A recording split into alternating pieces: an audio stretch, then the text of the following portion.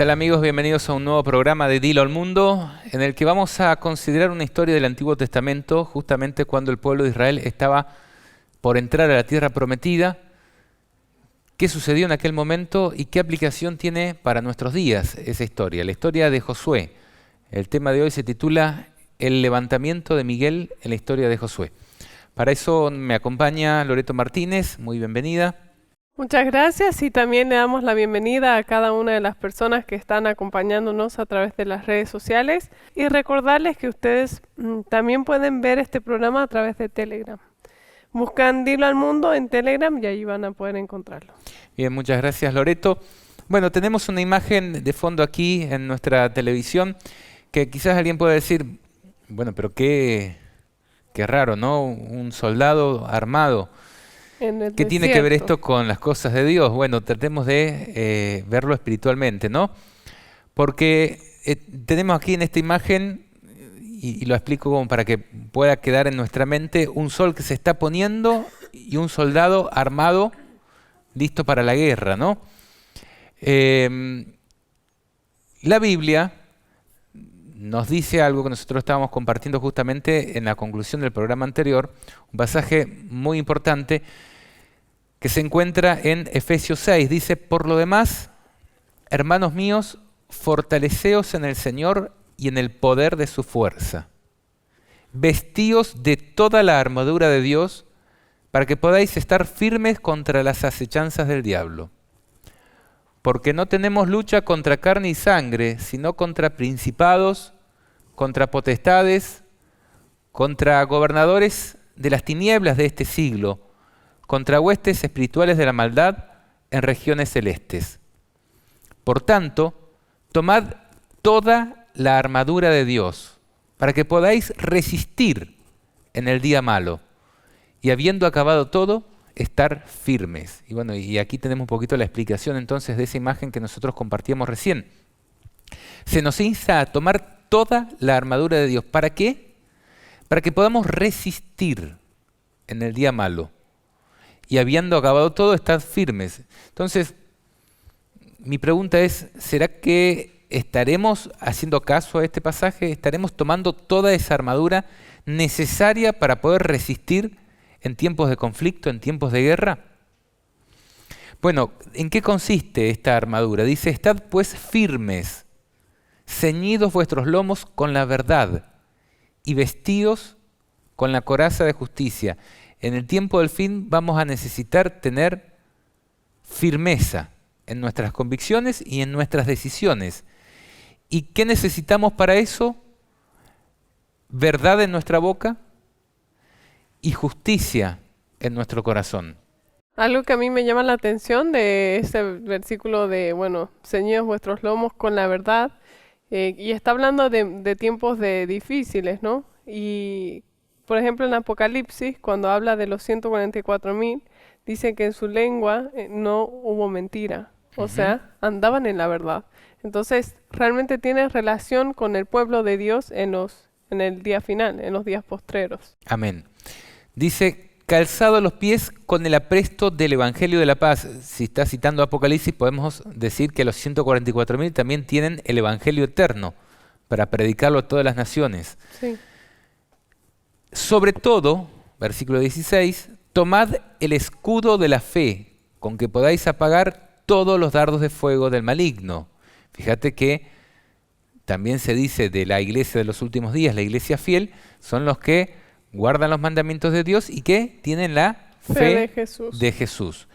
Aquí se nos manda a tomar el escudo de esta fe, para que podamos apagar todos los dardos de fuego del maligno. El maligno nos va a tirar balas, podríamos decir dardos de fuego, municiones específicamente a nosotros. ¿Y qué necesitamos para poder repeler esto? La fe. Tomad el yelmo de la salvación y la espada del Espíritu, que es la palabra de Dios. Con eso nosotros vamos a tener que pelear, conociendo la palabra de Dios, orando en todo tiempo con toda oración y súplica en el Espíritu, y velando en ello con toda perseverancia y súplica por todos los santos. Necesitamos estar en permanente oración. Ahora, yo había pensado preparar un programa especial acerca de la fe. ¿Cuál es la fe que se está hablando aquí y lo que necesitamos? Recuerdo que a Jesús, por ejemplo, cuando estuvo aquí entre nosotros, le encantaba ver fe en las personas y reprendía a quienes no la tenían. Por ejemplo, a Pedro y a sus apóstoles muchas veces le dijo, hombres de poca fe, ¿hasta cuándo he de estar con vosotros? Hombres de poca fe. Le molestaba que las personas no tengan fe. Es una cualidad indispensable, sabemos, para la salvación. Somos salvos por la fe. Ahora, cuando él veía fe en alguno, por ejemplo, le decía, tu fe te ha salvado. O alababa la fe de un general romano que había creído que Jesús tenía autoridad sobre principados y potestades. Y le dice, no he visto en todo Israel ninguno que tenga esta fe. A Jesús le encantaba tener esta fe.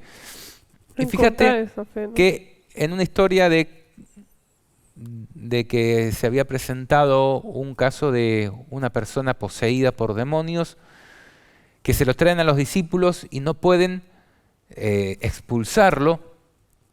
Allí Jesús dice, versículo 19, viendo entonces los discípulos a Jesús aparte, dijeron, ¿por qué nosotros no pudimos echarlo fuera? Y tú sí. Jesús les dijo, por vuestra poca fe. Porque de cierto os digo que si tuvierais fe como un grano de mostaza, diréis a este monte, pásate de aquí a allá, y se pasará, y nada os será imposible. Ahora, cuando leemos este pasaje, bueno, entendemos que la fe es poderosa, que puede hacer grandes cosas, pero Jesús dice, si tuvieras fe, así de fe, le dirías a esta montaña, échate al mar, y se correría, y lo haría. Y uno dice, bueno, eso es alegórico. Debe ser simbólico, una metáfora. ¿Quién le ha dicho alguna vez a una montaña que se corra para pasar y se ha corrido? Ahora, yo fui a ver una historia en donde sucedió algo así, pero mucho más que esto. Porque terremotos, por ejemplo, han habido siempre y montañas se han derrumbado y se han caído al mar, quizás por situaciones naturales. Pero hay una historia que a mí me llena de admiración. Se trata de la historia de Josué, justamente cuando estaba llevando al pueblo a cruzar el Jordán y pasar hacia la tierra prometida, conquistar la tierra prometida. Allí este personaje, y vamos a estar estudiando esta historia, le ordena a Dios, hablándole al sol, que se detenga el sol y la luna. Se estaba por terminar ese día y él necesitaba más tiempo, y le ordena al sol y a la luna que se detengan en su posición hasta que él acabe la obra. Y dice la Biblia, lo vamos a estar leyendo, que fue la única vez que Dios ha obedecido el mandato de un hombre. Dios obedeció la voz de una persona y detuvo el sol y la luna en su, podríamos decir, en su posición relativa respecto de la tierra. No sé cómo lo habrá hecho Dios. Ahora, si nos ponemos a pensar lo que implica esto, ¿se puede parar la rotación de la Tierra así nomás y que todo continúe con vida? ¿Se puede parar la órbita del Sol de un momento a otro, la órbita de la Luna, y que no se colisionen los planetas, que no se... ¿Qué tendrá que haber hecho Dios para poder cumplir este pedido de su Hijo? ¿No es mucho más que ordenarle a una montaña que se eche al mar? Evidentemente implica fuerzas muy superiores a estas, y Dios actuó justamente para permitir que esta persona realice la obra que estaba haciendo. ¿En qué circunstancias? Cuando el pueblo de Israel estaba por entrar a la tierra prometida.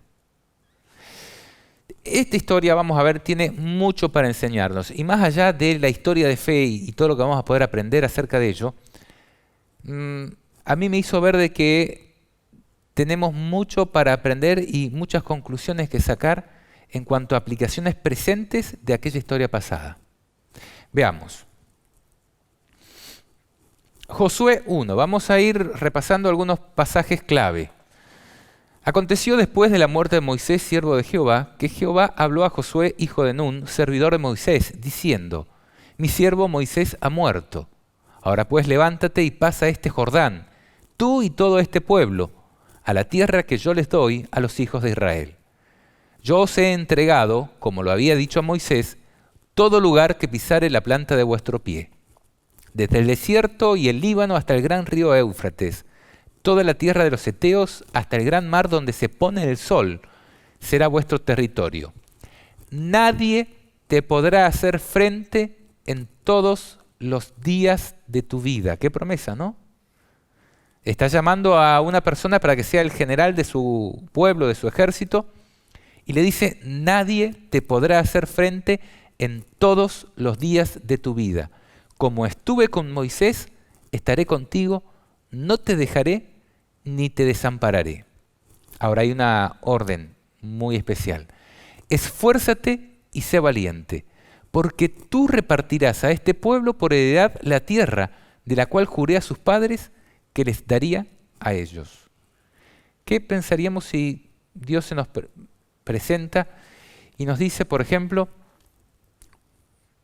esfuérzate y sé valiente porque tú participarás en la obra que juré a tus antepasados, que entrarían a la tierra prometida, a la Canaán celestial? Tú llevarás a este pueblo a la Canaán celestial. ¿Será que Dios quiere decir eso a algunas personas en este mundo? ¿Será, por ejemplo, que los 144.000 que hablabas vos recién tendrán algo que ver con Josué? Bueno, vamos a estar leyendo esta historia. Dice solamente, versículo 7, esfuérzate y sé muy valiente. Ahora, ¿pero solamente en la guerra tenía que esforzarse y ser muy valiente? ¿A qué se estaba refiriendo Dios? Dice, para cuidar de hacer conforme a toda la ley que mi siervo Moisés te mandó. No te apartes de ella ni a diestra ni a siniestra, para que seas prosperado en todas las cosas que emprendas.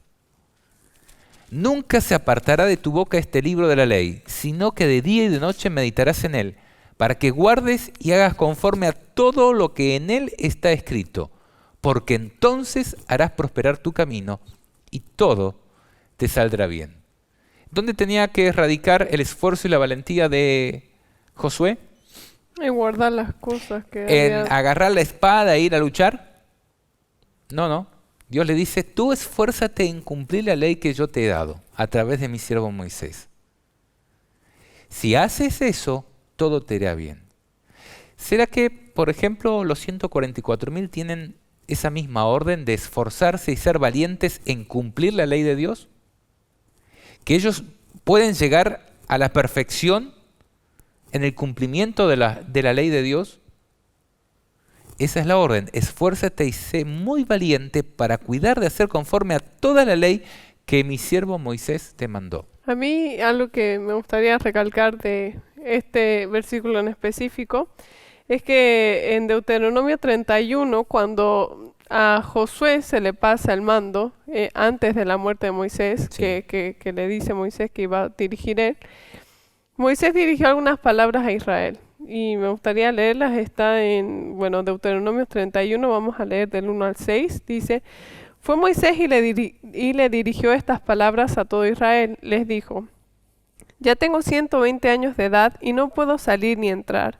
Además de esto, Jehová me ha dicho, no pasarás este Jordán.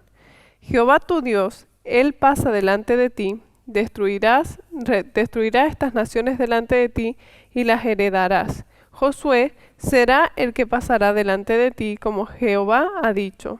Jehová hará con ellos como hizo con Sehón y con Og, reyes de los amorreos, y con su tierra a quienes destruyó. Los entregará Jehová delante de vosotros, y haréis con ellos conforme a todo lo que os he mandado. Esforzaos y cobrad ánimo. No temáis ni tengáis miedo de ellos, porque Jehová tu Dios es el que va contigo. no te dejará ni te desamparará. Exactamente las mismas palabras. ¿Y por qué es que me gusta recalcar esto en este sentido? Porque en ese momento las palabras fueron dirigidas al pueblo entero. Pero es como que Dios tiene un mensaje para todo el pueblo de Dios, pero en este momento se está dirigiendo al que está dirigiendo, a Josué. Le dice, esfuérzate y sé valiente. Entonces, lo que a mí me hizo meditar eso fue de que, si bien nosotros tenemos un llamado como pueblo a esforzarnos y ser valientes como pueblo, también tenemos un llamado personal a esforzarnos y ser valientes y no temer porque Dios está con nosotros. O sea, de tomar estas palabras como que Dios nos dice directamente a nosotros como persona única. Y por eso creo que es importante porque cuando se lo dijo a Josué, se lo repitió muchas veces. Entonces, tiene un gran significado, tiene una gran importancia, porque cuando se repiten cosas en la Biblia y sobre todo en un solo capítulo, es Acá, por ejemplo, el algo. versículo 9 vuelve a repetir Dios en el mismo párrafo prácticamente, mira que te mando que te esfuerces y seas valiente. No temas ni desmayes, porque Jehová tu Dios estará contigo en donde quiera que vayas. Esas palabras que usó Se necesita antes. fe para creer esto, ¿verdad? Con un Sin pueblo duda. reducido, con un pueblo de esclavos que ha vagado por el desierto 40 años, ¿cuánto se puede haber armado, por ejemplo, un pueblo en estas condiciones? Para enfrentar a naciones que estaban arraigadas en su territorio, que eran gigantes muchas veces, que los 10 de los 12 espías habían dicho es imposible conquistar. Dios le está diciendo no temas ni desmayes, se necesita fe para creer esta promesa, ¿no? Ahora, fijémonos algunas cositas que podemos ir aprendiendo a partir de aquí. La verdadera fe no excluye la obediencia, más bien es su componente esencial. Muchas personas dicen, no, la salvación es por la fe, no por las obras. Somos salvos por fe, no por obedecer los mandamientos de Dios. Estamos de acuerdo, pero la salvación por la fe no excluye el Las guardar los obras. mandamientos de Dios. Más bien, la incluye. El mandato de Dios es claro. Aquí tenemos, para cuidar de hacer conforme a toda la ley, nunca se apartará de tu boca este libro de la ley. Fíjate cómo se lo recalca.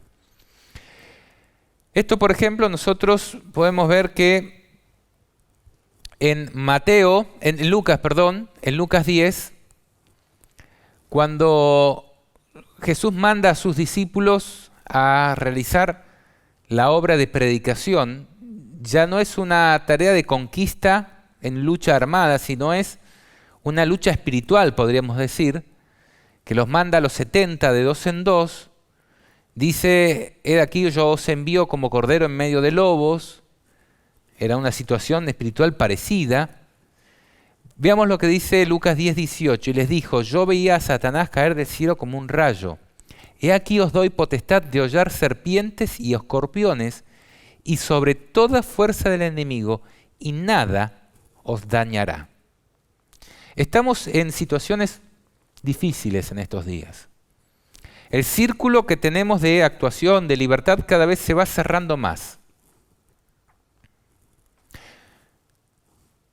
Y muchas personas por ahí empiezan a desesperar. ¿Qué va a pasar si yo no puedo viajar, si no puedo comprar, si no puedo vender?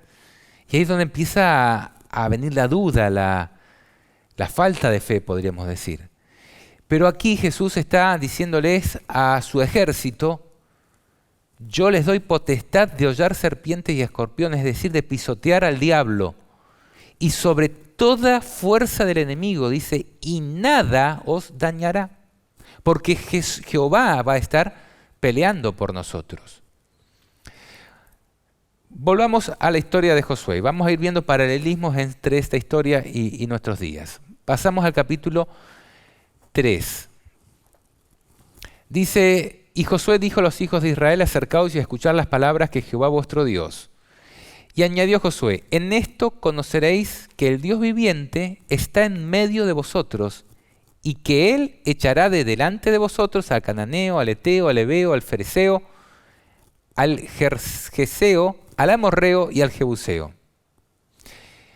¿En qué consistía la señal que iban a tener? Ellos se encontraban frente al Jordán. Podríamos decir que el Jordán, en esas circunstancias, representa un hito, podríamos decir, entre los muertos y los vivos. Fíjate que Moisés tiene que fallecer y morir antes de poder pasar el Jordán. ¿Y quién iba a poder pasar el Jordán y vencer? Un renuevo de ese pueblo. Todas las personas que habían pecado y que habían dudado y que se habían rebelado contra Dios y que habían dicho, no, no podremos entrar en esa tierra porque es muy difícil. Y justamente el pecado fue ese, la falta de fe, que no creyeron, dudaron. Tuvieron que morir antes de pasar ese Jordán. Ahora, el que pasaba ese Jordán entraba en otra batalla, en la batalla de los vivos, podríamos decir. Esto es como para que vayamos haciendo conexiones con nuestra realidad hoy. Ahora, ¿en qué iba a consistir esta señal? Para que iban a decir, sí, evidentemente Dios está en medio nuestro. Pues tenían que pasar el Jordán y las aguas de ese río se iban a dividir. ¿Suena a algo esto? ¿No es exactamente la misma señal que se dio cuando el pueblo de Israel salió de Egipto? Del mando de Moisés. Fíjate cómo Dios repite señales para hacerte recordar que Él ya estuvo contigo en el pasado y que ese es el mismo Dios el que te está hablando hoy. Por lo tanto, nosotros tenemos que tomar en consideración estas historias porque es el mismo Dios, va a repetir las mismas circunstancias en este tiempo para que nosotros entendamos que tenemos entre nosotros, peleando por nosotros y a través nuestro, al mismo Dios. Y porque si creemos en que Dios hizo esas cosas en el pasado, no vamos a dudar de que lo va a hacer en el futuro. Fíjate una cita de Elena de White, profeta de la Iglesia Adventista, dice, no tenemos nada que temer del futuro, a menos que olvidemos la manera en que el Señor nos ha conducido y lo que nos ha enseñado en nuestra historia pasada. El poder estudiar estas historias como una realidad presente nos puede dar fe para poder atravesar ese futuro sombrío. No tenemos nada que temer del futuro, dice, ¿no? Ahora, vamos a tratar de comprobar esto en esta historia. Dice que efectivamente las aguas que venían de arriba se detuvieron como en un montón, bien lejos de la ciudad de Adám, que está al lado de Zeratán, y las que descendían al mar del Arabá, al mar salado, se acabaron y se fueron, divididas. Y el pueblo pasó en dirección de Jericó. Imaginemos que tenemos que atravesar un río y de repente Dios es como que pone una compuerta invisible. No sé de qué manera, pero su espíritu, sus ángeles, atajan las aguas. Y las aguas se empiezan a acumular como en un montón por allá, y las que se estaban yendo se terminan de ir y queda seco el río para que podamos pasar. Ahí el pueblo de Israel comprendió la señal, porque el cruce del Mar Rojo, cuando los filisteos lo perseguían, también había sido... Los egipcios, ¿no? Los egipcios lo seguían, perdón. Había sido una señal inconfundible de que Dios estaba con ellos. Ahora Dios está repitiendo la señal. Ahora, ¿cuándo ocurre esto? Fijémonos. Josué capítulo 4, versículo 19, vamos a leer. Y el pueblo subió del Jordán el día 10 del mes primero y acamparon en Gilgal, al lado oriental de Jericó. ¿Te suena a algo el día 10 del mes primero? Alguna fiesta. El día 14 del mes primero era Pascua. El día 10 del mes primero se apartaba el corderito que iba a ser sacrificado en la Pascua. Ese momento de apartar el cordero, nosotros lo estudiamos en nuestro seminario sobre el santuario, era el momento en que, podríamos decir, se termina la gracia para algunas personas. Por ejemplo, para la nación israelita, Dios empezó a endurecer el corazón del faraón. Empezó a retirar su espíritu, podríamos decir. Ahora, cuando Jesús vino a nuestro mundo y estaba por morir justamente en fecha de Pascua, que simboliza un juicio de parte de Dios, un pasar por alto a alguien que está perdonando, pero ejecutar su juicio sobre otros. En el caso de la historia de Cristo, cuando Él está con nosotros, el juicio cae justamente en Cristo. Pero aquí es el día 10. ¿Qué pasó en la historia de Jesús el día 10? Es justamente la entrada triunfal a Jerusalén, donde aclaman a Jesús como Rey de Israel, y en ese momento es donde deciden la muerte de Cristo. Y allí dice que Jesús se pone a llorar, entrando, viendo toda la gloria de Jerusalén.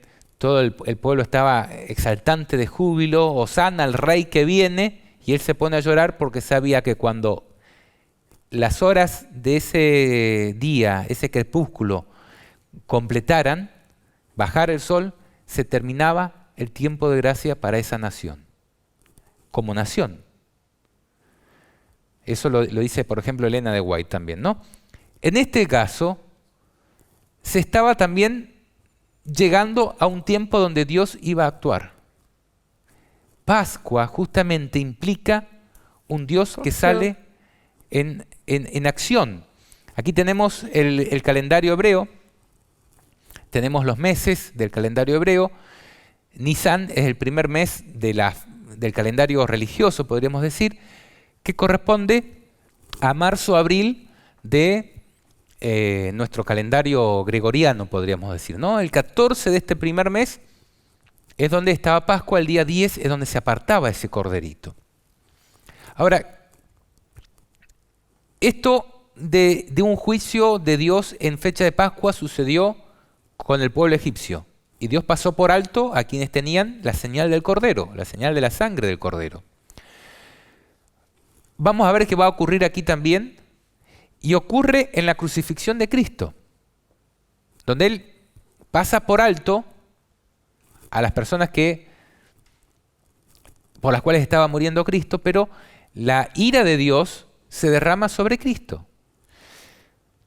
La pregunta es, ¿ocurrirá eso mismo en nuestros días? ¿Será que en alguna fecha de Pascua va a ocurrir algo? Pues vamos a tratar de ver si esta historia tiene alguna enseñanza para nosotros en nuestros días. Josué 5, vamos avanzando en la historia. Cuando todos los reyes de los amorreos que estaban al otro lado del Jordán, al occidente, y todos los reyes de los cananeos que estaban cerca del mar, oyeron cómo Jehová había secado las aguas del Jordán delante de los hijos de Israel hasta que hubieran pasado, desfalleció su corazón y no hubo más aliento en ellos delante de los hijos de Israel. ¿Será que en el tiempo del fin Dios va a empezar a ejecutar acciones en sus hijos que va a llenar de miedo a las naciones, a los reyes de la tierra? Fíjate, yo tengo algunos pasajes aquí de Daniel y Apocalipsis. Daniel 11, versículo 44, dice: noticias del oriente y del norte lo atemorizarán, y saldrá con gran ira para destruir y matar a muchos. Está hablando acerca del rey del norte. En Apocalipsis dice a qué se refiere esas noticias. Apocalipsis 7, versículo 2 dice: vi también a otro ángel que subía de donde sale el sol, fíjate, del oriente, y tenía el sello del Dios vivo. Evidentemente, son noticias que tienen que ver con el sellamiento de los hijos de Dios. Es decir, Dios está actuando en medio de ellos. Dice: y clamó a gran voz a los 4 ángeles a quienes habían dado el poder de hacer daño a la tierra, al mar, diciendo: no hagáis daño ni a la tierra, ni al mar, ni a los árboles, hasta que hayamos sellado en sus frentes a los siervos de nuestro Dios. Hay noticias de que Dios está actuando, que Dios está sellando. en su frente a los siervos de Dios. Y fíjate que tenemos aquí a los 4 ángeles que tienen dado el poder de dañar. ¿Te suena a algo? Bueno, vamos a seguir estudiando. Fíjate los reyes de la tierra en Apocalipsis 17. Dice, versículo 11, la bestia que era y no es también el octavo. Nosotros hemos comentado este pasaje en nuestro seminario sobre Apocalipsis. Dice, y es de entre los 7 y va a la perdición. Y los 10 cuernos que has visto son 10 reyes que aún no han recibido reino, pero por una hora recibirán autoridad como reyes juntamente con la bestia. Estos tienen un mismo propósito y entregarán su poder y autoridad a la bestia. Pelearán contra el Cordero y el Cordero los vencerá. ¿Será que en esta historia de Josué vamos a ver a 10 reyes peleando contra el Cordero? Bueno, sigamos avanzando. Volvamos a Josué 5. Fíjate cuál es el requisito en este caso. Versículo 2. En aquel tiempo Jehová dijo a Josué, hazte cuchillos afilados y vuelve a circuncidar la segunda vez a los hijos de Israel. ¿Qué significa la circuncisión en términos espirituales? La purificación. Es una purificación, es apartar la impiedad de la persona. Más tarde, en épocas de Cristo, este símbolo fue reemplazado por el bautismo.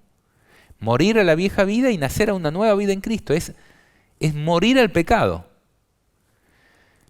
Antes de poder pelear la batalla de Dios, ¿qué se necesita? Purificación. Purificar.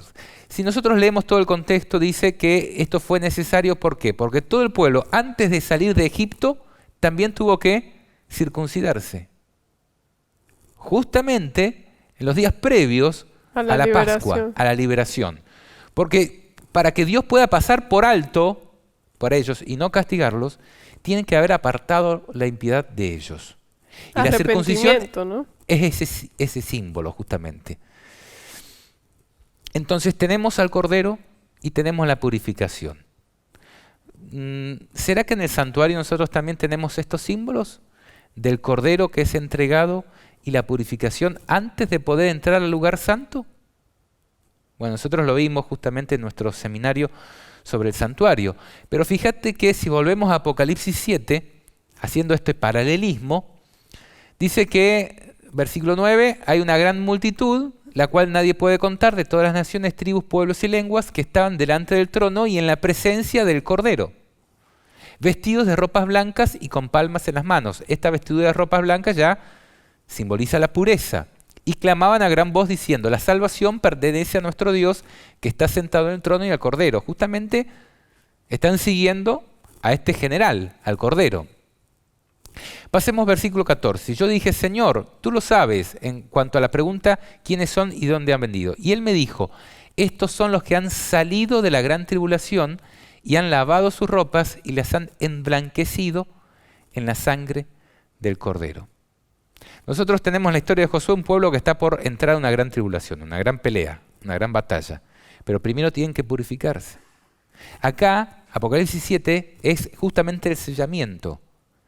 Y el sellamiento de una generación que empieza por 144.000, pero termina en una gran multitud que nadie puede ver ni contar. Que todos han lavado sus ropas en la sangre del Cordero. Paralelo a eso, tenemos los que en vez de lavar sus ropas en la sangre del Cordero, pelean contra el Cordero y el Cordero los vence. De Apocalipsis 17:14. Se ve el antagonismo, ¿no? Alguien que está purificando sus vidas y alguien que se está rebelando y además contra el Cordero. El símbolo, ¿no?, de representación de Jesús en ese momento, el Cordero, que es lo que pasaba en la Pascua, que se separaba al Cordero. Entonces hay una relación muy, muy estrecha en ese sentido. Bien, volvamos a la historia de Josué. Josué capítulo 5, dice Dios, y Jehová dijo a Josué, hoy he quitado de vosotros el oprobio de Egipto. ¿Qué significa el oprobio de Egipto? El pecado que tenían encima. Egipto simboliza justamente la nación pecadora, el pecado. El salir de Egipto es salir del pecado. Y Dios les dice a Josué, hoy he quitado de vosotros el oprobio de Egipto. ¿Será que los había sellado para poder entrar en esa tierra prometida? ¿Para poder estar en medio de ellos? Dice, por lo cual el nombre de aquel lugar fue llamado Gilgal hasta hoy. Y los hijos de Israel acamparon en Gilgal y celebraron la Pascua a los 14 días del mes por la tarde en los llanos de Jericó. Al otro día de la Pascua comieron el fruto de la tierra y los panes sin levadura. Fíjate que después de la Pascua venía panes sin levadura. Y en el mismo día espigas nuevas tostadas. Y el maná cesó el día siguiente. Una vez que empezaron a comer el fruto de la tierra a la cual entraban a tomar posesión, ya dejó de caer ese alimento divino, ese pan del cielo que los había alimentado 40 años en el desierto. Ahí iban a poder comer de esa tierra que producía leche y miel. Justamente estamos a 40 años exactos de cuando Moisés lidera la salida del pueblo de Israel de Egipto. Recién ahora Dios está pudiendo quitar el oprobio de Egipto. Antes habían practicado el rito de la circuncisión, pero habían albergado el pecado en ellos. Ahora recién, con un renuevo de esa generación, Dios está pudiendo decirles, hoy he quitado el oprobio de Egipto. ¿Será que sucederá algo parecido con el pueblo de Dios en los últimos días? Después del zarandeo se podría Que decir, hay ¿no? una nación, un pueblo de Dios que tiene una dirigencia y un pueblo que tiene que quedar en el desierto y pasar por la muerte y que Dios le va a permitir ver la tierra prometida. Estamos ahí, pero no pueden entrar. Pero hay un renuevo de esa dirigencia que Dios sí puede tomarlos y meterlos a la tierra prometida. Bueno, sigamos viendo, a ver esta historia. ¿Qué sucede a continuación? Versículo 13. Estando Josué cerca de Jericó, Jericó es una ciudad icónica, digamos, una batalla icónica en esta lucha por tomar la tierra prometida. Alzó sus ojos y vio un varón que estaba delante de él, el cual tenía una espada desenvainada en su mano. Y Josué, yendo hacia él, le dijo, ¿eres de los nuestros o de nuestros enemigos? Él respondió, no, mas como príncipe del ejército de Jehová he venido ahora. Entonces Josué, postrándose sobre su rostro en tierra, le adoró y dijo, ¿qué dice mi señor a su siervo? Y el príncipe del ejército de Jehová respondió a Josué, quita el calzado de tus pies, porque el lugar donde estás es santo. Y Josué así lo hizo.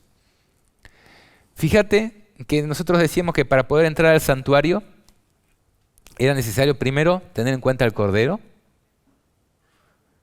y Dios había actuado justamente en el día que se apartaba el cordero, después la purificación, y ahora nos encontramos en Pascua.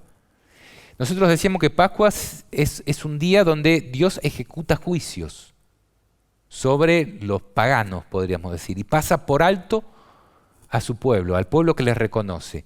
¿De qué manera encontramos a Cristo en este día? Con una espada desenvainada en su mano. En acción, digamos. Creo que el simbolismo es claro. Dios se ha levantado a pelear por su pueblo. Está y eso era lo que le decía, ¿no? Esfuérzate y sé valiente, que yo voy a estar con ustedes. Entonces, y eso es lo mismo que se nos dice a nosotros. Jesús nos dijo de que va a estar con nosotros todos los días hasta el fin del mundo. Y fíjate que en Daniel dice, en aquel tiempo será tiempo de angustia cual nunca fue, mas en aquel tiempo será librado tu pueblo. Se levantará Miguel, el gran príncipe que está de parte de los hijos de tu pueblo. ¿Y aquí quién aparece? El príncipe del ejército de Jehová. El mismo que está levantado y está por accionar. Está para meter a su pueblo a la tierra prometida. Por eso se llama este programa el levantamiento de Miguel en la historia de Josué. Jesús se ha levantado a pelear por su pueblo. Vamos a ver si podemos ver en este programa, en el transcurso de este programa, si eso se está produciendo en nuestros días. A continuación, vamos a ver una historia de Zacarías donde aparece otro personaje, en este caso es un sumo sacerdote, muchos años después de esta historia de la entrada del pueblo de Israel en la tierra prometida, pero que justamente se llama igual que aquel Josué. De hecho, la palabra o el nombre Josué tiene un gran parecido a la palabra Jesús en el idioma original. Una base, ¿no? Parten de la misma base. Podríamos decir que Josué está representando, el representante de ese Mesías, digamos, es el líder terrenal que comanda las tropas de este líder celestial. Podríamos decir, es la dirigencia renovada del pueblo de Dios. Zacarías 3 dice, me mostró el sumo sacerdote Josué, el cual estaba delante del ángel de Jehová, y Satanás estaba a su mano derecha para acusarle. Primer versículo, Zacarías 3:1. Te presenta a Josué en una instancia de qué. Dice, estaba delante del ángel de Jehová, está dando cuentas, y tiene a su mano derecha a Satanás, ¿para qué? Para acusarle. ¿En qué escena se ven las acusaciones? En un juicio. En un juicio. Versículo 2. Y dijo Jehová a Satanás, Jehová te reprenda, o Satanás, Jehová que ha escogido a Jerusalén, te reprenda. ¿No es este un tizón arrebatado del incendio? Nosotros veíamos que estas son palabras exactas que Dios pronuncia en el caso de cada persona que pasa por el juicio de Dios. Que Satanás reclama a esas personas como suyas y Jesús sale en defensa y dice, Jehová te reprenda. Exactamente las mismas palabras. Lo pueden ver en nuestra exposición que se llama 7 batallas. Ahí nosotros hablamos sobre esto. Y Josué estaba vestido de vestiduras viles. Podríamos decir, estaba incircunciso delante de Dios. Y estaba delante del ángel. Y habló el ángel y mandó a los que estaban delante de él diciendo, quitadle esas vestiduras viles.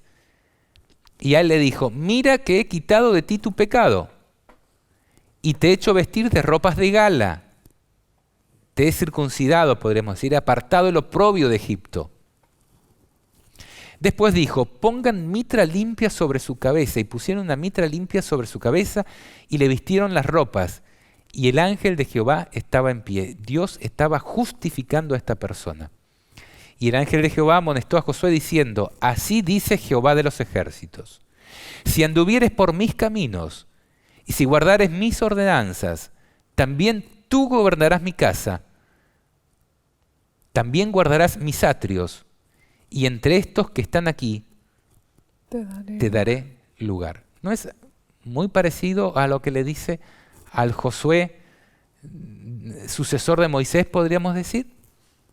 Escucha pues ahora, Josué, sumo sacerdote, tú y tus amigos que se sientan delante de ti, porque ¿qué dice? Son varones simbólicos. Varones simbólicos. ¿Qué significa esto? Una representación. O sea, este sumo sacerdote Josué está representando algo que va a ocurrir en otro momento. Es un símbolo profético, podríamos decir, es un oráculo profético de algo que va a ocurrir en otro momento. Está representando una dirigencia que va a gobernar y que va a meter a la tierra prometida al pueblo y que va a repartir la tierra, que va a hacer esa mano derecha de parte de Dios. Podríamos decir los 144.000 en contexto del Apocalipsis. Son varones simbólicos, le dice. Y aquí yo traigo a mi siervo, el renuevo. Decíamos que Josué era el renuevo de Moisés. El pueblo de Israel que entra en la tierra prometida es el renuevo del pueblo de Israel que sale de Egipto. Dice, ¿por qué aquí aquella piedra que puse delante de Josué? Sobre esta única piedra hay 7 ojos. Fíjate, ¿no aparece en el Apocalipsis este símbolo de 7 ojos? Y aquí yo grabaré su escultura, dice Jehová de los ejércitos, y quitaré el pecado de la tierra en un día. En aquel día, dice Jehová de los ejércitos, cada uno de vosotros convidará a su compañero debajo de su vid y debajo de su higuera. Ahora, ¿cuál es el contexto de este capítulo? Veamos, capítulo anterior, Zacarías 2. Alcé pues mis ojos y miré, y aquí un varón que tenía en su mano un cordel de medir. ¿Qué significa esto? Juicio. Similar a lo que encontramos en Apocalipsis 11. Sí. Ya lo vamos a seguir comentando. Y le dije, ¿a dónde vas? Y él respondió, a medir a Jerusalén para ver cuánta es su anchura y cuánta es su longitud. Y aquí salía aquel ángel que hablaba conmigo y otro ángel le salió al encuentro y dijo, corre y habla a este joven diciendo, sin muros será habitada Jerusalén a causa de la multitud de hombres y de ganado en medio de ella. ¿Cuándo va a ocurrir esto? Tiempo del fin. Yo seré para ella, dice Jehová, muro de fuego en derredor, y para gloria estaré en medio de ella. Huid de la tierra del norte, dice Jehová, pues por los cuatro vientos de los cielos os esparcí, dice Jehová. Oh Sión, la que moras con la hija de Babilonia, escápate. ¿No vemos palabras similares en Apocalipsis 18:4, por ejemplo, salid de ella, pueblo mío?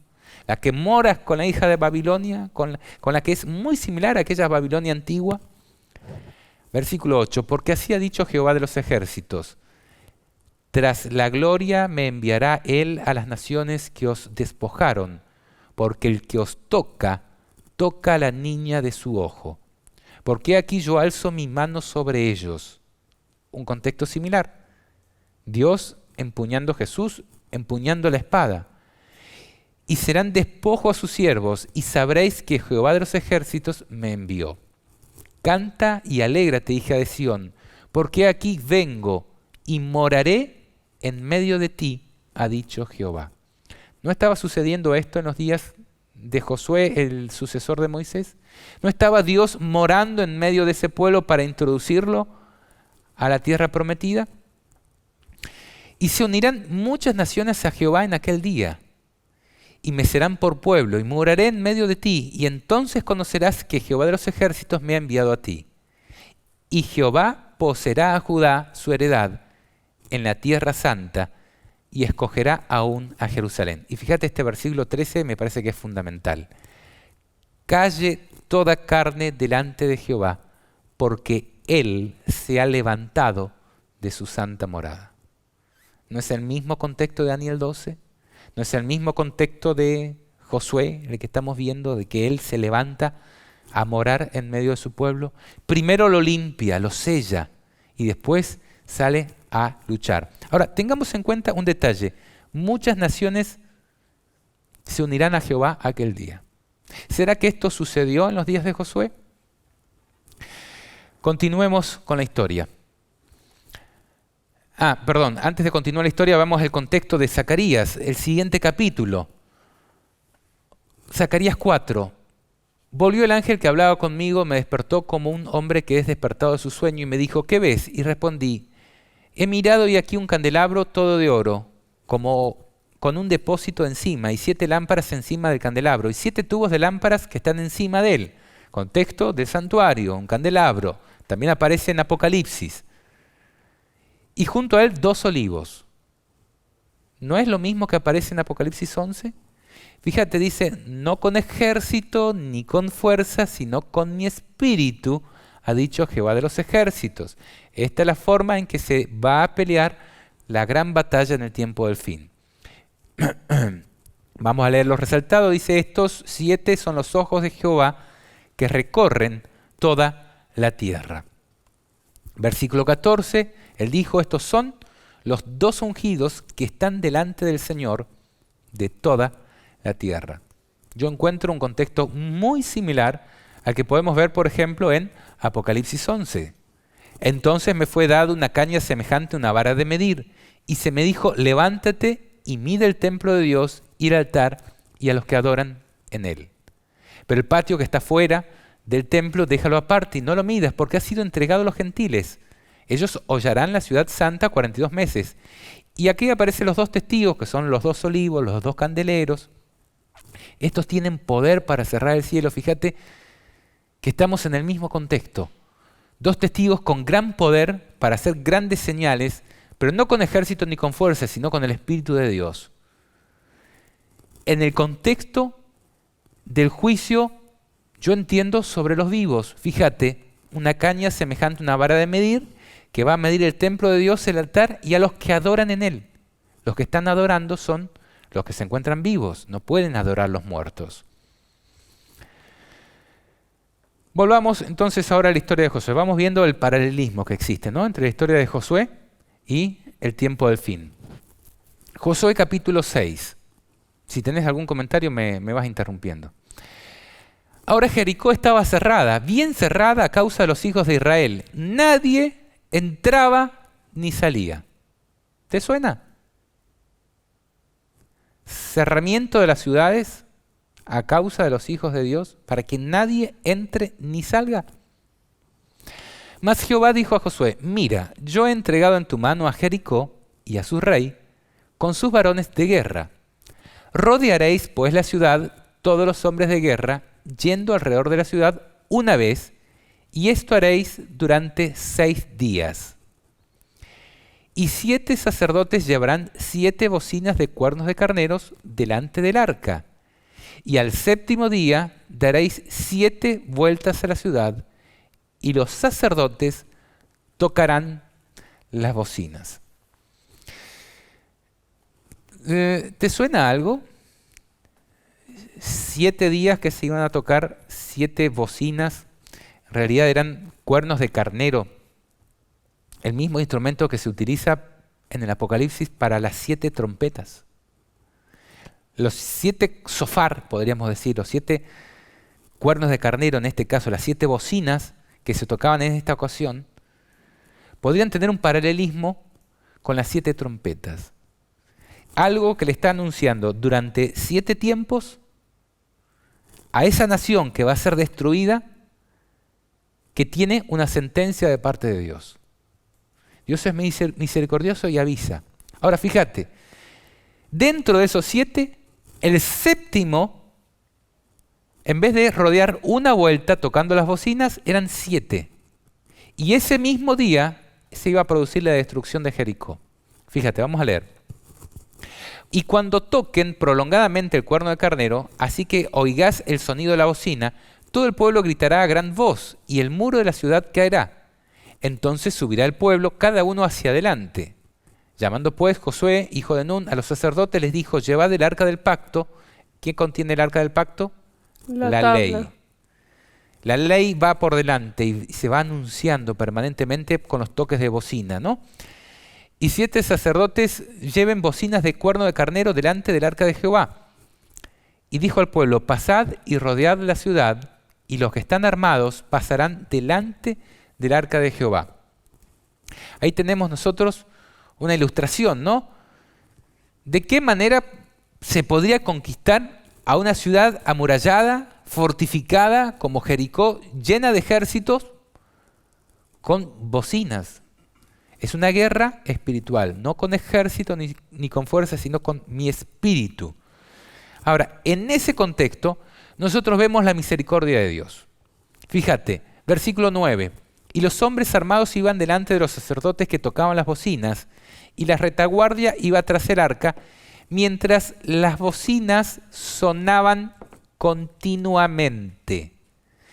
Este sonar continuo de las bocinas es una palabra que se utiliza en el contexto del santuario. Los sacrificios se hacían continuamente, mientras había gracia. Mientras hay gracia, Dios está intercediendo continuamente. Por lo tanto, los toques de bocina en este caso anunciaban la misericordia de Dios a este pueblo pagano, y le estaban anunciando que iban a ser destruidos. Todo el que creyera e hiciera caso de la advertencia y saliera de Jericó, o se apercibiera o pidiera ayuda de alguna manera, podía quizás tener misericordia de parte de Dios.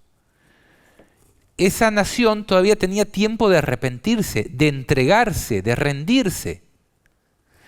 Dice a continuación: y Josué mandó al pueblo diciendo: vosotros no gritaréis, ni se oirá vuestra voz, ni saldrá palabra de vuestra boca, hasta el día que yo os diga gritad, entonces gritaréis. Así que él hizo que el arca de Jehová diera una vuelta alrededor de la ciudad, y volvieron luego al campamento y pasaron la noche. Y Josué se levantó de mañana, y los sacerdotes tomaron el arca de Jehová, y los 7 sacerdotes, llevando las 7 bocinas de cuerno de carnero, fueron delante del arca de Jehová, andando siempre y tocando las bocinas, y los hombres armados iban delante de ellos, y la retaguardia iba tras el arca de Jehová, mientras las bocinas tocaban continuamente.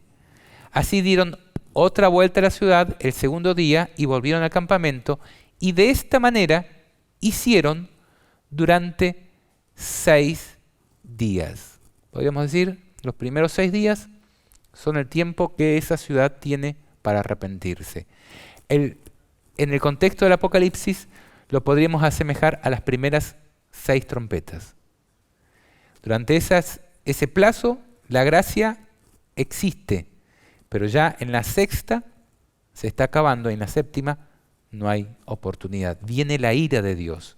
Justamente simbolizada en este caso con las 7 vueltas que tenían que dar los sacerdotes en alusión a las 7 copas de la ira de Dios. En ese momento es cuando Dios va a actuar sobrenaturalmente en defensa de su pueblo, va a estar peleando por su pueblo. Sí, y algo que mencionaste es que Dios, avisa y tiene misericordia, ¿no? Y eso también se demuestra en esta historia porque en el capítulo 2 de Josué habla sobre cuando los espías se refugian en la casa se llama Raá, la ramera, ¿no?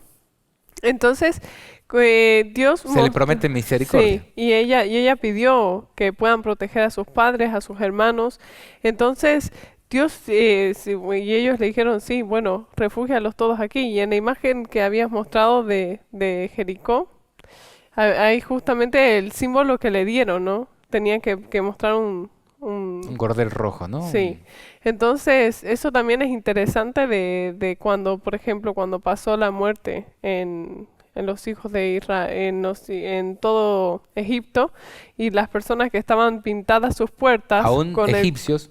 Sí, con la sangre del cordero, no murieron sus primogénitos, pero los que no, sí hubo muerte. Entonces, realmente Dios sí mostró su misericordia con este pueblo y con las personas que estaban ahí, al avisarles previamente, pero también con una persona que hizo misericordia Eso con que el está pueblo de diciendo es Dios. justamente lo que aparece a continuación. Fíjate, versículo 15.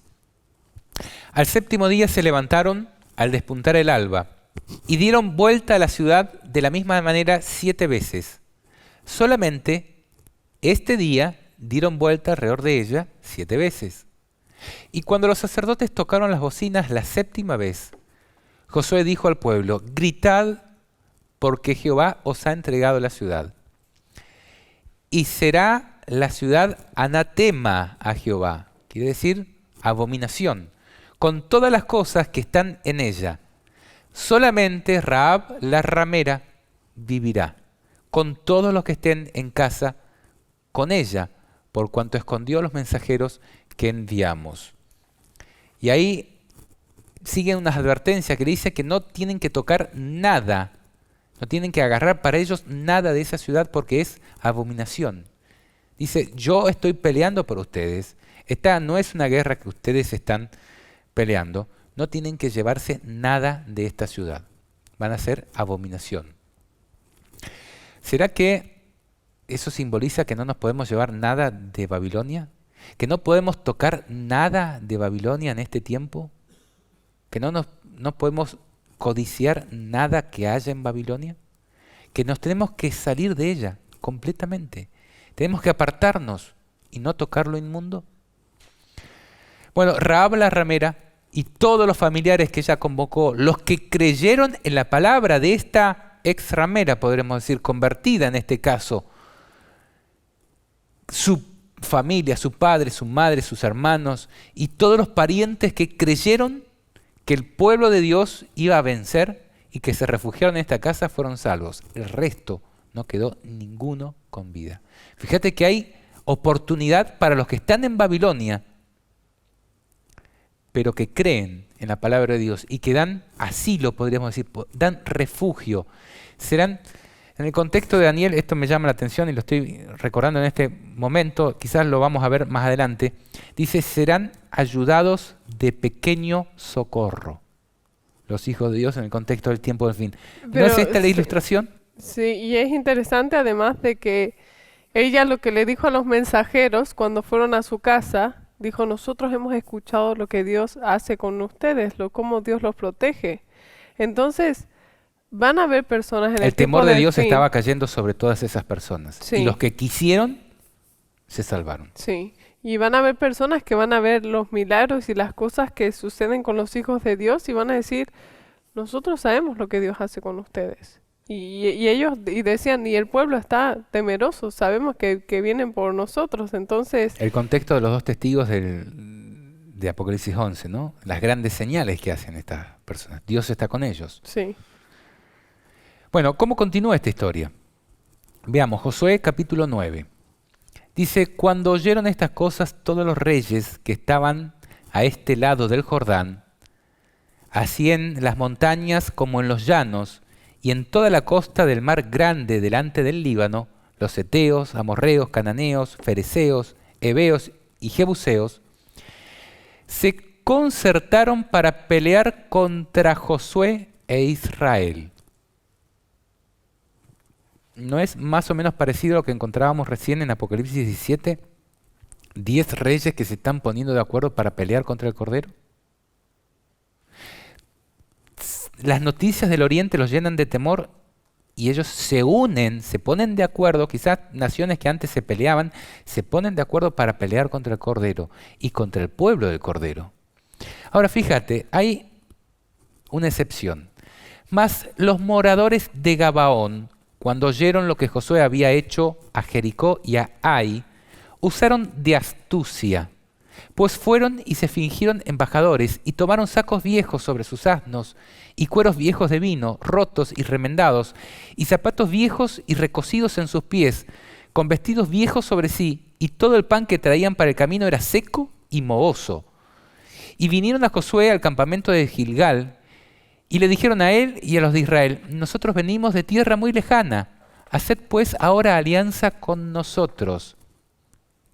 Y los de Israel respondieron a los heveos, quizás habitéis en medio de nosotros, ¿cómo pues podremos hacer alianza con vosotros? El pueblo de Israel tenía la orden de exterminar a todos los pueblos que habitaban en esa región, que no quede ninguno.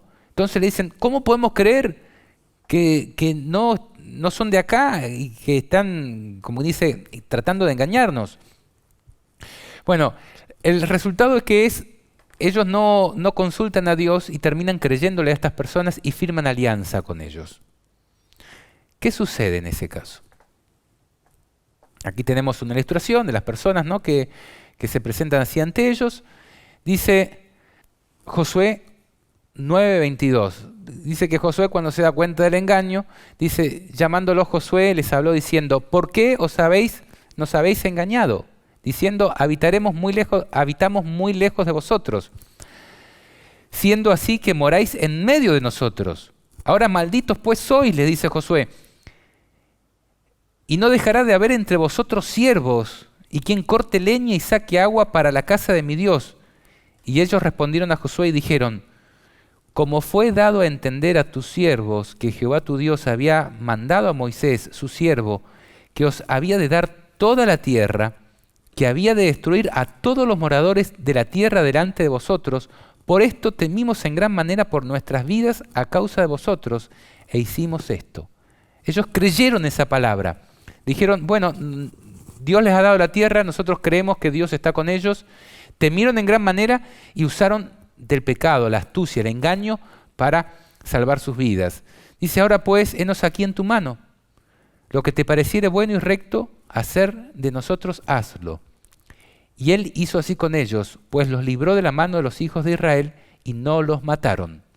Y Josué los destinó aquel día a ser leñadores y aguadores para la congregación, para el altar de Jehová, en el lugar que Jehová eligiese, lo que son hasta hoy. Fíjate, una nación que se sabía condenada, pero que cree, cualquiera que creyere, ¿no?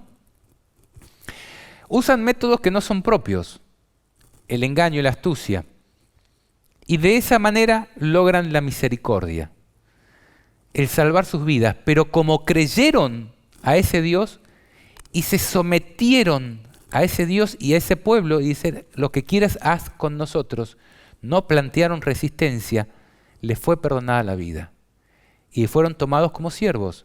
Y fíjate, siervos para estar en el altar de Dios. Una tarea sagrada.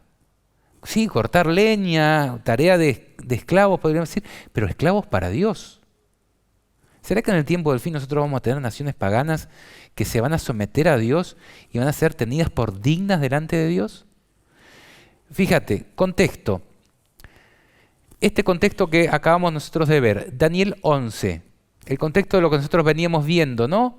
De que iba a actuar un rey del norte, fíjate, versículo 32, con lisonjas seducirá a los violadores del pacto, mas el pueblo de los que conocen a Dios se esforzará y actuará, dice, ¿no? Esto se está refiriendo justamente al gran conflicto del tiempo del fin.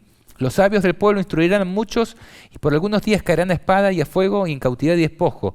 Y en su caída, fíjate, serán ayudados de pequeño socorro y muchos se juntarán a ellos con lisonjas. Lisonjas es engaño. Con halagos engañosos, ¿no? Halagos engañosos. Fíjate, es el mismo contexto. Lo que sucedió en el pasado va a suceder en el tiempo del fin. Pero, ¿será que van a ser rechazados por Dios? Un detalle muy, muy importante. Estos pueblos que se están uniendo al pueblo de Dios van a sufrir la ira del diablo junto con el pueblo de Dios. Sí, se están juntando al pueblo de Dios en la última hora, sabiendo que tienen los días contados. Pero la promesa de Dios es: cualquiera que invocare el nombre de Dios será salvo. Cualquiera que en esas circunstancias se ponga de parte de Dios va a ser salvo. Fíjate lo que sigue a continuación. Josué capítulo 10. Cuando Adonisec, rey de Jerusalén, el que antiguamente habitaba en esa región, que luego fue dada al pueblo de Dios, oyó que Josué había tomado a Ai y que la había asolado, como había hecho a Jericó y a su rey, así hizo a Ai y su rey, y que los moradores de Gabaón habían hecho paz con los israelitas y que estaban entre ellos, tuvo gran temor, porque Gabaón era una gran ciudad, como una de las ciudades reales, y mayor que Ai, y todos sus hombres fuertes. Fíjate, una nación fuerte que se había doblegado ante Dios. Por lo cual, Adonisec, rey de Jerusalén, envió a Oam, rey de Hebrón, a Piream, rey de Jarmut, a Jalifa, rey de Laquis, y a Debi, rey de Eglón, diciendo: subid a mí y ayudadme, y combatamos ¿a quién? ¿Al pueblo de Israel? Combatamos a Gabaón, porque ha hecho paz con Josué y con los hijos de Israel. Esta nación que está invocando el nombre de Dios en el tiempo del fin, tiene que sufrir la ira del diablo. Y todos los que se unan a Dios en ese contexto serán aceptados. Fíjate, qué tremendo que es la historia esta. 5 reyes de los amorreos: el rey de Jerusalén, el rey de Hebrón, el rey de Jarmut, el rey de Laquis y el rey de Englón. Se juntaron y subieron ellos con todos sus ejércitos y acamparon cerca de Gabaón y pelearon contra ella. ¿Te suena algo? Los 10 reyes que pelean contra el Cordero.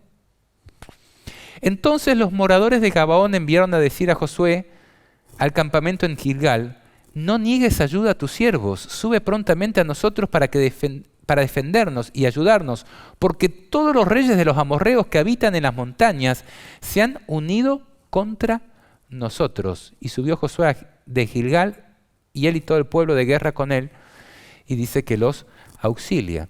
¿No es el mismo el contexto que nosotros estábamos comentando de Apocalipsis 17, donde los 10 reyes, estos que en el contexto del tiempo del fin, cuando Juan escribe, todavía no habían recibido reino, pero que van a recibir en el tiempo del fin reino por muy poco tiempo, se van a poner de acuerdo en dar su poder y autoridad a la bestia? ¿Para qué? Para pelear contra el Cordero, y el Cordero los vencerá. ¿No son 2 historias que están íntimamente ligadas? ¿Qué te parece? Es impresionante realmente en la comparación que podemos ver, y nos da una enseñanza muy grande, ¿no? De que realmente Dios va a estar con el pueblo de Dios. Y van a haber personas, vamos a decir, paganas, que se van a arrepentir y acercarse a Dios y pedirle y pedir salvación por su vida. Y es interesante que realmente van a sufrir, como decís, la ira de Dios. Y es prácticamente a la primera ciudad a una de las ciudades a la que todos se juntan para atacarla. Entonces es como que realmente Al pueblo de Satanás Dios es está... como que está protegido, pero Sí, dicen, contra estos podemos. sí, Estos son de los nuestros, vamos a luchar contra ellos. sí, ellos no tienen la protección de Dios, digamos, Podremos entonces, decir es la gran multitud que tiene que pasar por la gran tribulación. sí, Están los 144.000 protegidos de Dios. Nada los puede dañar. Pero aquí tenemos una gran multitud que tiene que pasar también la gran tribulación. sí, y algo que también me llama la atención en ese sentido es que mencionaste que ellos iban a ser los sirvientes de la casa de Dios.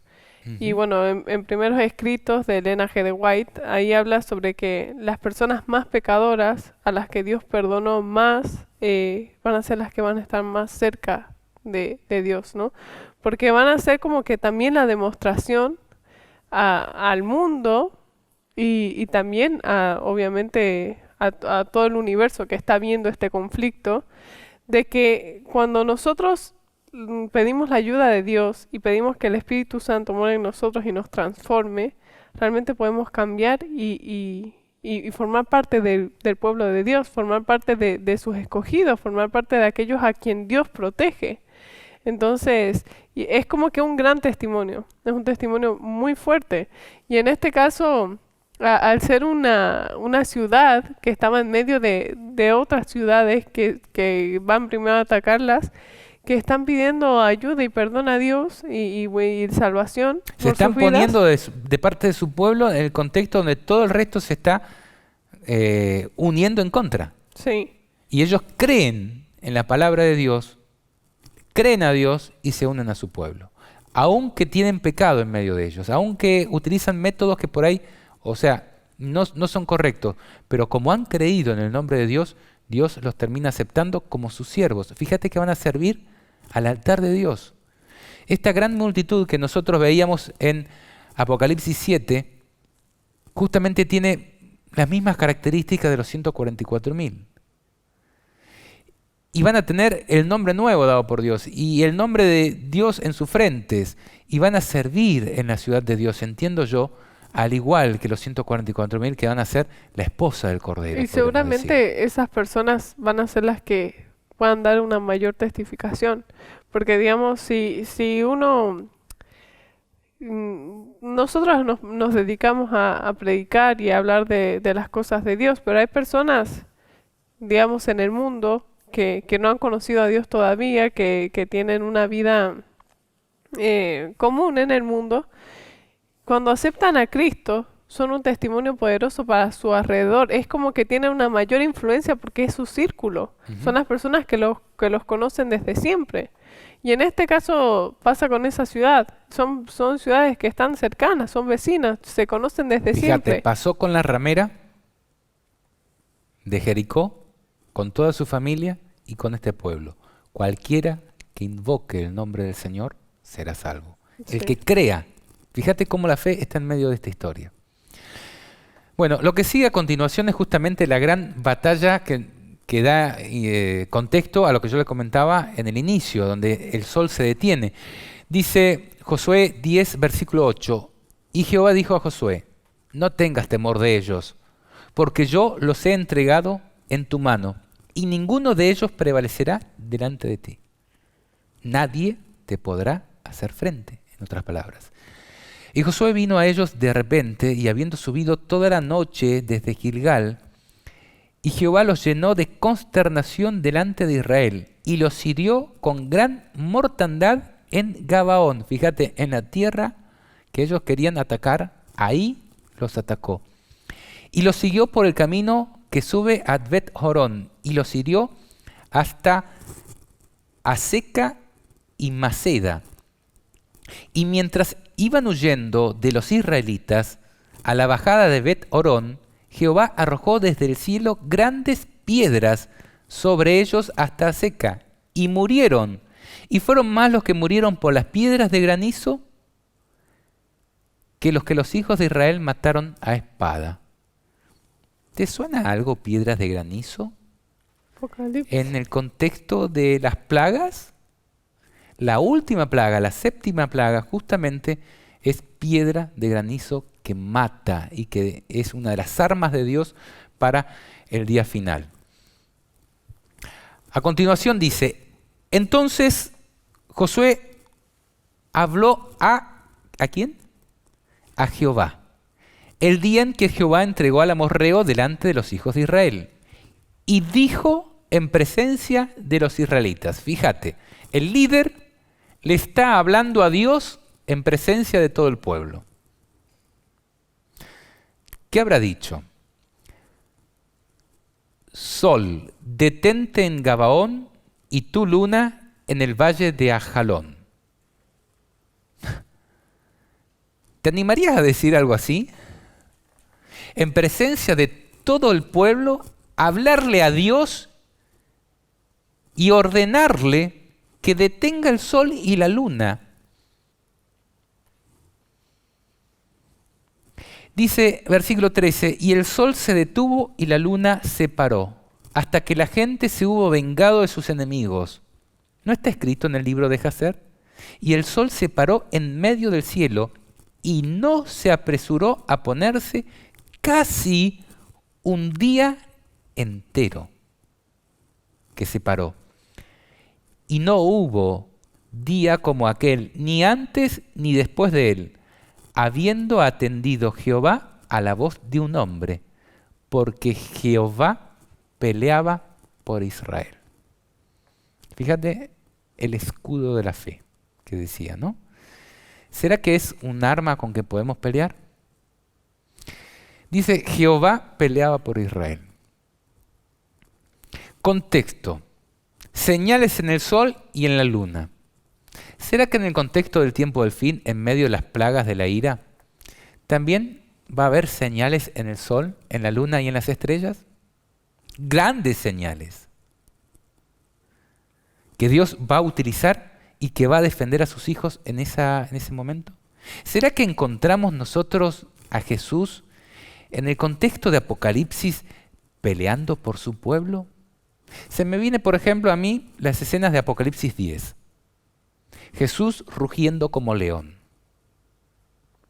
¿No es un contexto similar a cuando aquí tiene en su mano una espada para pelear por Israel?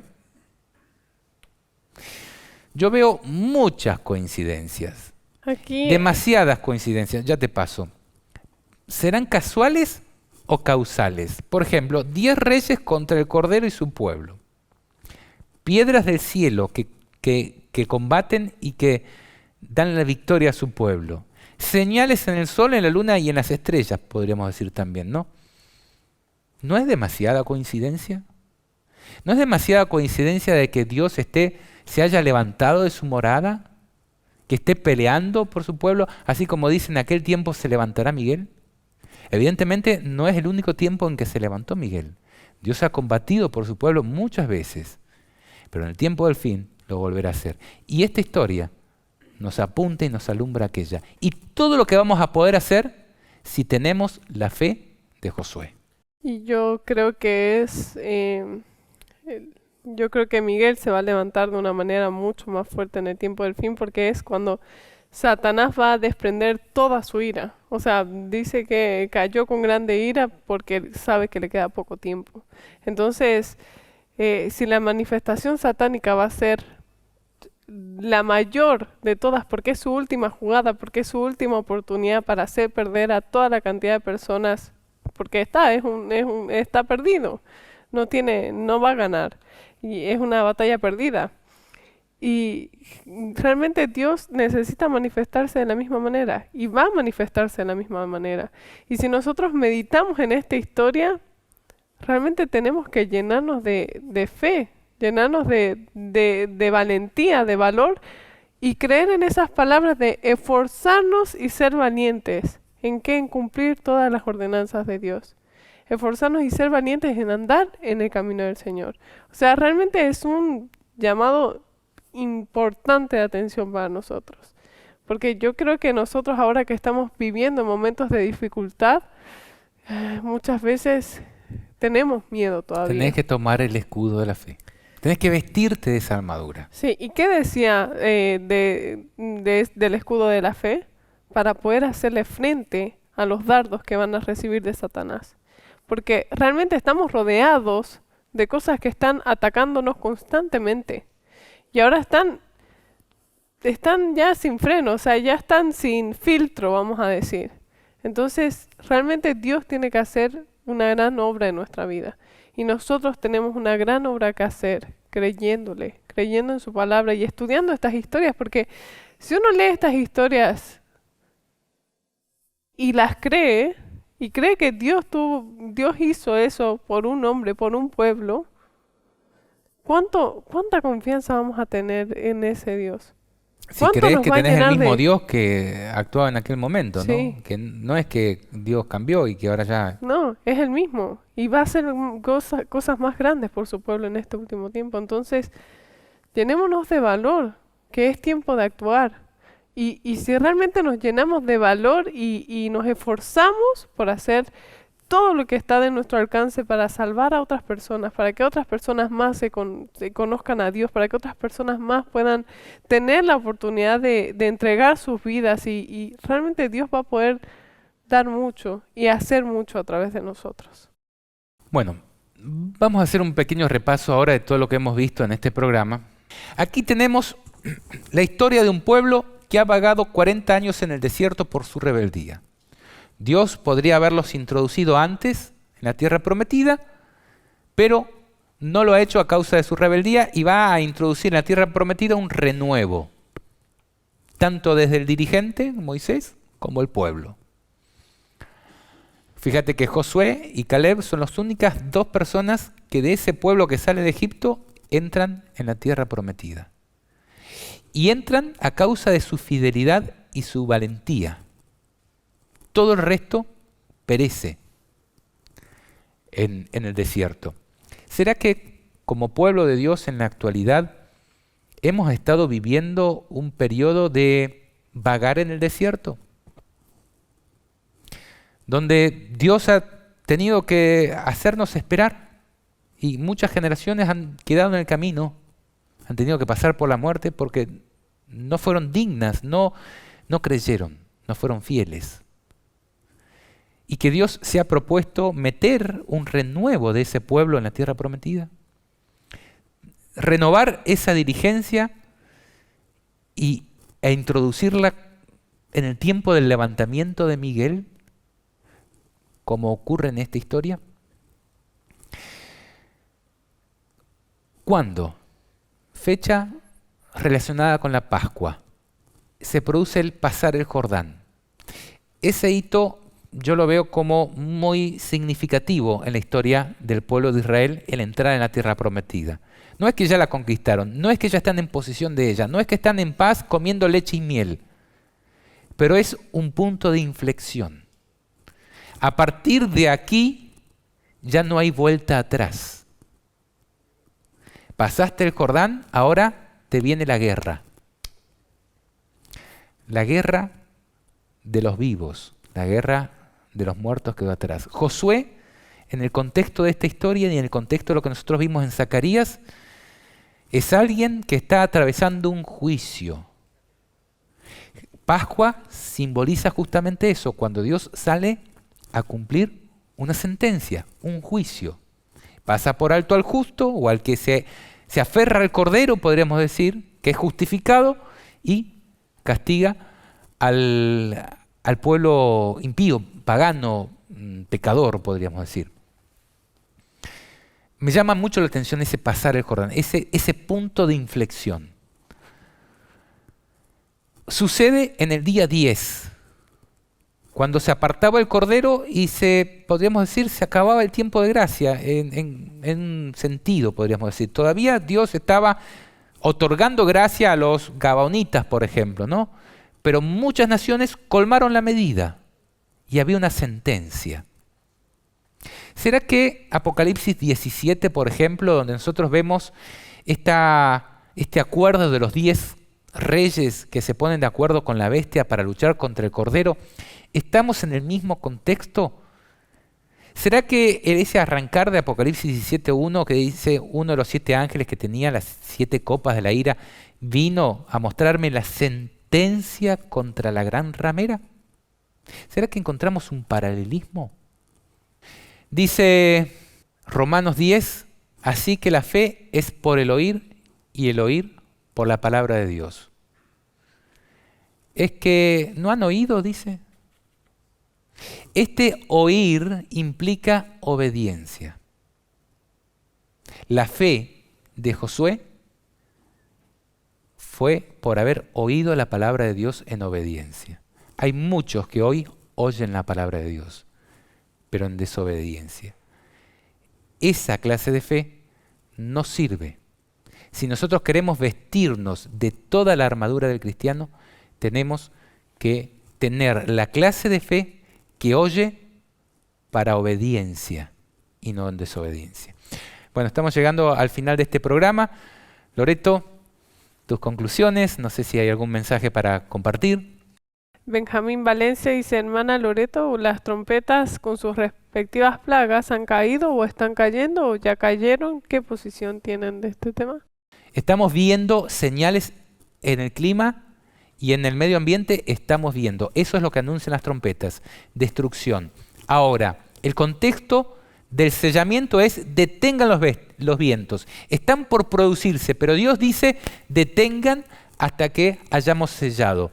Dios está deteniendo esto que está a la puerta para suceder hasta que se haya sellado a sus hijos.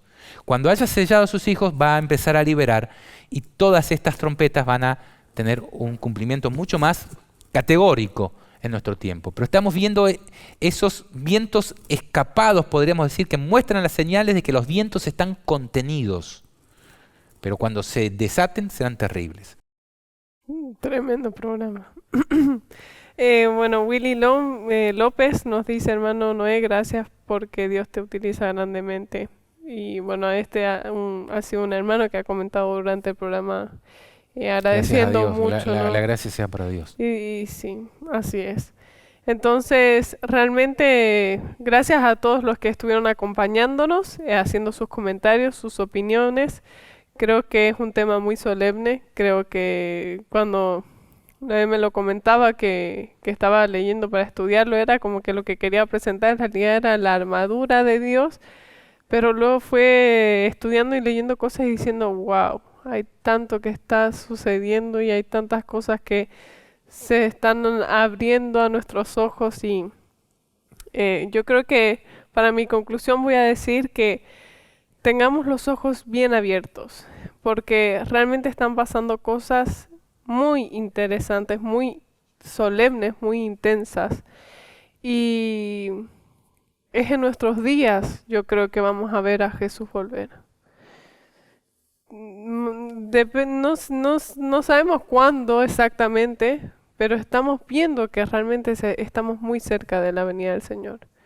Y mi llamado es justamente a lo que mencionaste previo a la pregunta que te realicé, es de que escudriñemos nuestras vidas, escudriñemos qué cosas nosotros necesitamos cambiar, qué cosas necesitamos conocer para cambiar, porque muchas veces no obedecemos a la palabra de Dios porque no la hemos oído, no hemos leído su palabra, porque no hemos buscado sobre un tema en específico, ya sea de hecho, hay personas que no conocen dónde están los 10 mandamientos en la Biblia. O hay personas que lo conocen pero no les prestan atención. Sí. Podemos estar escuchando un sermón y jugando a los jueguitos al mismo tiempo. Eso no es oír. No, No es oír claramente no. Y de hecho, bueno, y nosotros sabemos que, por ejemplo, guardar el sábado va mucho más allá de solamente ir a la iglesia, sino hacer tantas cosas en el día santo por salvación de otras personas y ayuda de otras personas. Y bueno, y hay muchas cosas que en nuestra vida tienen que salir. Y hay muchas cosas que tiene que erradicar el pecado de nuestras vidas. Mi conclusión, quiero hacer un llamado a que nos escudriñemos, a que realmente veamos en nuestro corazón, veamos y le digamos al Señor como, David se animaba a decirle, Señor, escudriñame, oh Dios, ayúdame a escudriñarme, ayúdame a ver interiormente, ayúdame a estudiar qué son las cosas que no estoy haciendo que te agradan. Y Dios va a poder hacer y pone en mí un corazón nuevo, un corazón recto, un espíritu recto y noble y un corazón limpio. Y realmente Dios quiere hacer muchas cosas con su pueblo. Pero si nosotros no comenzamos con nosotros mismos a pedir la sabiduría de Dios, a pedir que nos quite el pecado de nosotros y a luchar contra nuestros pecados con toda nuestra fuerza, con todo lo que nosotros tenemos disponible actualmente, va a ser imposible que como pueblo nos unamos y dejemos que el Espíritu Santo pueda reposar en nosotros y haga esas obras. Porque va a ser el Espíritu Santo que nos va a unir como pueblo. Es tiempo también de llamar a nuestros hermanos, de orar por nuestros hermanos, de buscar unidad espiritual en la verdad para que Dios haga grandes cosas a través de nosotros. Y cada uno tiene una tarea importante que hacer. Y no nos perdamos la oportunidad de estar en el equipo ganador porque la historia de este mundo ya está escrita hasta el final. Y vamos a pasar momentos difíciles, pero necesitamos ponernos la armadura de la fe para hacerle frente a todas las cosas que están por suceder. Y las cosas que ya estamos viendo, que sean preparación. Aquí habían personas también que estaban hablando justamente de la salida al campo, que es un tema que a muchas personas de nuestra audiencia les preocupa. Y algo importante es que una persona comentaba es, no salgamos al campo por miedo. No salgamos por miedo a lo que va a acontecer, sino salgamos por querer obedecer a Dios y salgamos con Dios. O sea, nosotros tenemos que hoy en día... No sirve de nada que llevemos Sodoma y Gomorra a la montaña. No. Y nosotros tenemos que hoy en día ponernos en relación con Dios para que nuestros pecados sean limpiados día a día, para que nosotros podamos hacer esa lucha constante con nosotros mismos, que esa es la lucha más difícil que nosotros tenemos, para que así vamos avanzando en los pasos de la fe, avanzando en el camino a Cristo, avanzando en el camino que Cristo ya trazó, en el camino al cielo, ¿no? Entonces es necesario de que hoy nos pongamos en comunión con Él, para que Él nos diga dónde irnos, cómo irnos y qué hacerlo, y de manera... Está pasando muy rápido. Todo está pasando muy rápido y hay muchas personas que están dormidas. Entonces despertemos y tomemos acciones con fe, con valor, con oración, con esperanza, con esfuerzo. Y hay una persona que decía, yo soy luterano, yo iba a la iglesia luterana, dejé de ir a la iglesia por cosas de la vida, estoy en el campo. O sea, es una persona que está viviendo en el campo que muchas personas quieren estar. Voy a leer el mensaje y dice, bueno, es una persona que nos escribe desde Argentina y dice, hola, soy Mario de Argentina, provincia de Misiones, los miramos todos los sábados, muy buenos los estudios, mediante ustedes pudimos abrir nuestros ojos, el ojo del entendimiento. Mediante su programa estamos aprendiendo por qué nosotros nos fuimos de la iglesia luterana y nosotros fuimos a la iglesia luterana y no nos enseñaban. Nosotros vivíamos en la ciudad y Dios nos llevó al campo y ahí los encontramos a ustedes y pude ver de nuevo gracias a Dios. O sea, Dios está llamando Amén. a su pueblo Gracias y lo a está Dios. guiando. Entonces, es tiempo de que estemos en comunión con Él para que Él tenga la oportunidad de hacer estas cosas por su pueblo también.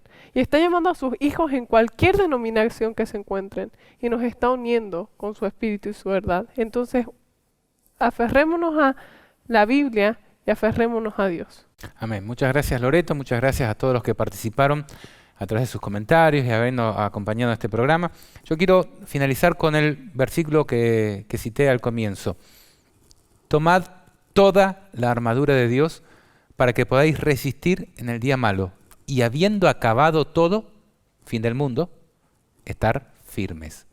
Firmes, de pie delante del Hijo del Hombre. ¿Quién podrá resistir? Aquel que se encuentre en obediencia a sus mandamientos. Si no tomamos toda la armadura del cristiano, si no nos preparamos para el tiempo que se avecina, no vamos a poder resistir, entiendo yo. Es hora de que comprendamos la importancia de poder asirnos de toda la armadura de Dios, de la fe, de la verdad, de la justicia, De la obediencia, de la palabra de Dios. Justicia y obediencia están ahí emparentadas.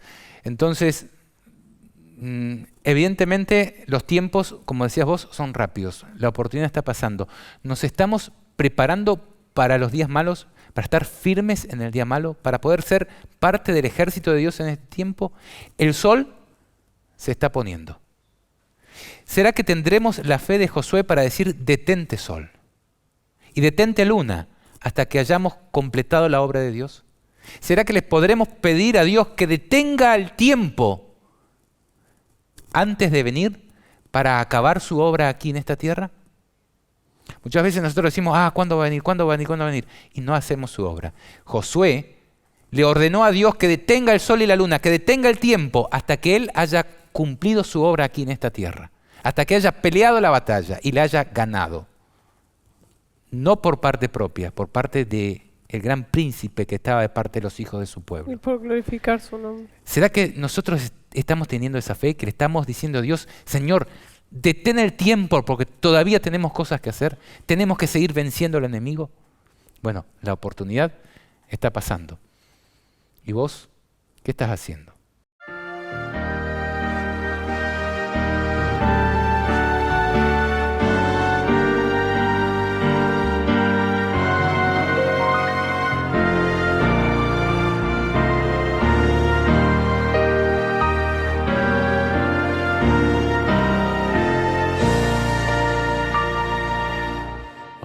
Atardece en el mundo, hay violencia y maldad, desafiantes las tinieblas, hoy ocultan la verdad, mas el pueblo que a su Dios conoce, se esforzará y hará.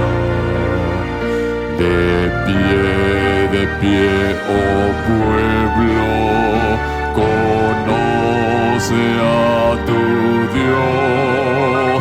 Levántate y concluye la obra que Él te dio.